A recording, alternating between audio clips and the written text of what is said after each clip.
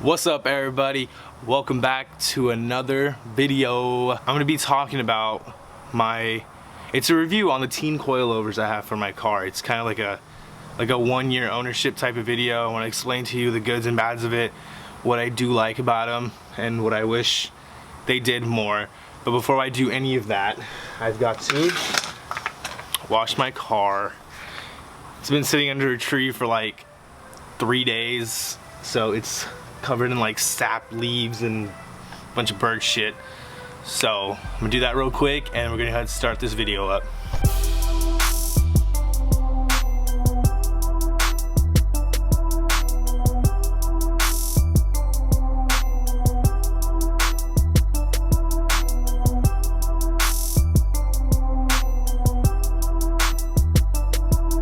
It's hot. I'm tired as hell from cleaning this car. You can see it's nice and clean now. So I'm just gonna, normally I'd walk around with the camera in my hand, but I'm sweating, it's hot like I said, and I'm tired. So I'm just gonna pop a squat right here and we're gonna get on to the video. So I mentioned in the beginning of the video, I'm gonna be talking about the Tein coilovers. So a little backstory, I bought this pretty much, it's been about a year and about 2 or 3 months now.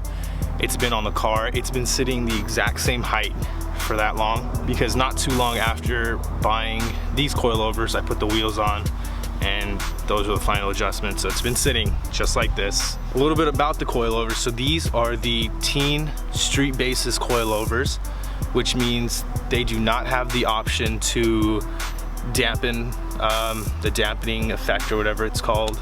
Little switch where you can go like plus 15 and it'll stiffen it up or whatever. If you know what it is, I don't know the correct word, but these don't have that. So when I installed them, I had to get a spring compressor, compress the springs, and use the OEM top hat from the OEM struts to put on it and then put it back in. So that's the only sucky part about the coilovers is the install, because you have to do that extra step. So the good thing about these coilovers is it's very budget friendly. Now what I mean about that is I paid $550 for all brand new coilovers online, and I had just looked up the prices maybe about 10 minutes ago, and the prices actually dropped pretty low. It's about like $450 now, so that's a very good deal for a set of coilovers if you're not looking to spend $1,000 on some BC coilovers. Secondly, the ride quality it's amazing. Like for coilovers, I think it has one of the best. Well, I haven't been in too many cars with coilovers, so I'm only comparing the few that I've ridden in, and I don't remember them all, but so far this has been the most comfortable ride. It's not very bumpy, and that's because the spring rate for these coilovers, it's not very high. It's 12K in the front and 6K in the rear. Correct me if I'm wrong, but they're pretty soft coils or springs in them. So, which means the ride is not very stiff, it's not very harsh. You do feel a lot of things in the road, so I mean it is coilover, so you're gonna get that feeling effect in them.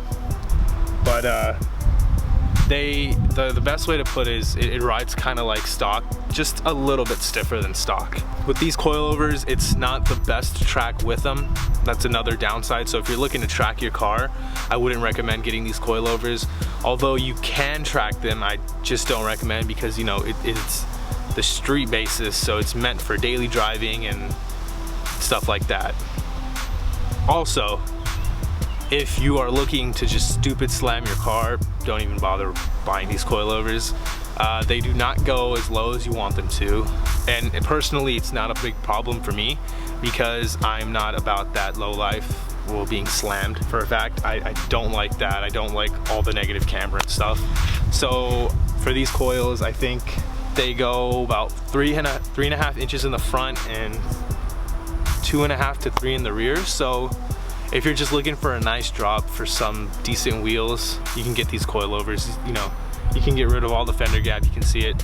It's pretty. I left it at a 1 finger because I do daily driving and I need that, so I'm not always hitting. Now these coilovers, they are pretty strong. I'm not gonna lie. For the price I paid, I was kind of worried that they were gonna just blow out very easily, but I mean they did not. So I've gone over so many potholes with these so many bumps that I didn't see on the road, just slamming every time my control arm's hitting or my coil's bottoming out. I'm not sure, but these have taken all that abuse like a champ. That's another good thing. So, and Tein's a reputable company, so I was a little iffy, but they are reputable, so I'm not really too worried. I'm sure they can handle a certain amount of abuse, which is why I recommend for people not to buy used coilovers, because you don't know what they've gone through.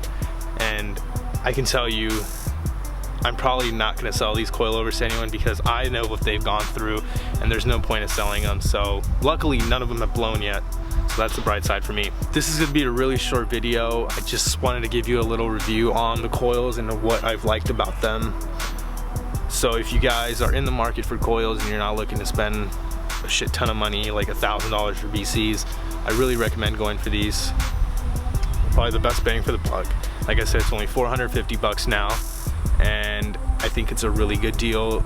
So if you guys enjoyed this video about the review, go ahead and like this video, thumbs it up, comment, let me know what kind of coilovers you're on, and if you have these coilovers, if you've had any problems with it, so write them down below so anyone else that is looking to buy them, they can see if there's any issues with it. And if you're new to the channel, don't forget to subscribe. But besides that, peace out, guys.